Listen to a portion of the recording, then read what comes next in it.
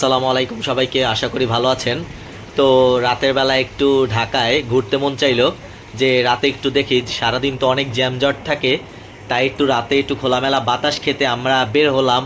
আমি আর আমার মামাতো ভাই সিয়াম একটু রাতে ফাঁকা রাস্তায় একটু বাইকে করে বাতাস খাবো, তাই আর কি বের হলাম। তো বের হয়ে একটু হাতির ঝিলের দিকে গেলাম। তারপরে হাতির ঝিল থেকে বেরিয়ে তারপর একটু রাস্তায় ঘোরাঘুরি করলাম। ঘোরাঘুরি করার পরে দেখলাম যে খিদা লেগে গেল। তারপরে আমি সিয়ামকে বললাম যে সিয়াম চলো কোথায় যাওয়া যায়। তো মামাতো ভাই সিয়াম আমাকে বললো যে ভাইয়া যেহেতু রাত্র হয়েছে তো চলো আমরা লাইভ পিজা খেতে যাই। তো আমরা চলে আসলাম লাইভ পিজা খেতে গুলশানে।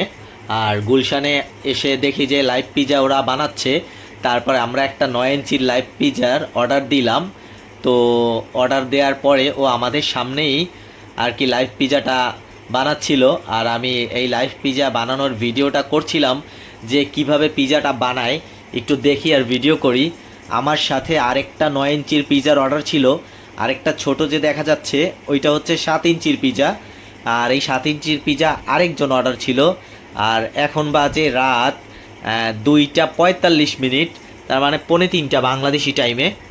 তো পিজা বানাচ্ছিল আর আমি দেখছিলাম, আর সিয়ামকে দিয়ে আমি একটু ভিডিও করাচ্ছিলাম, আর আমি একটু ক্যামেরার সামনে আসলাম। তো দেখি কিভাবে পিজাটা বানায়।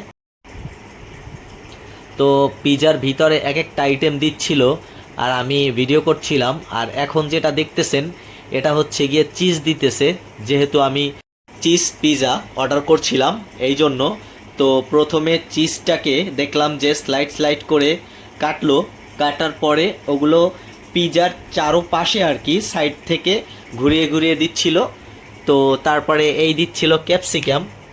তো ক্যাপসিকাম দেওয়ার পরে দেখি আর কি কি দেয়, আর ভিডিওটা করি আর আপনাদেরও দেখাই।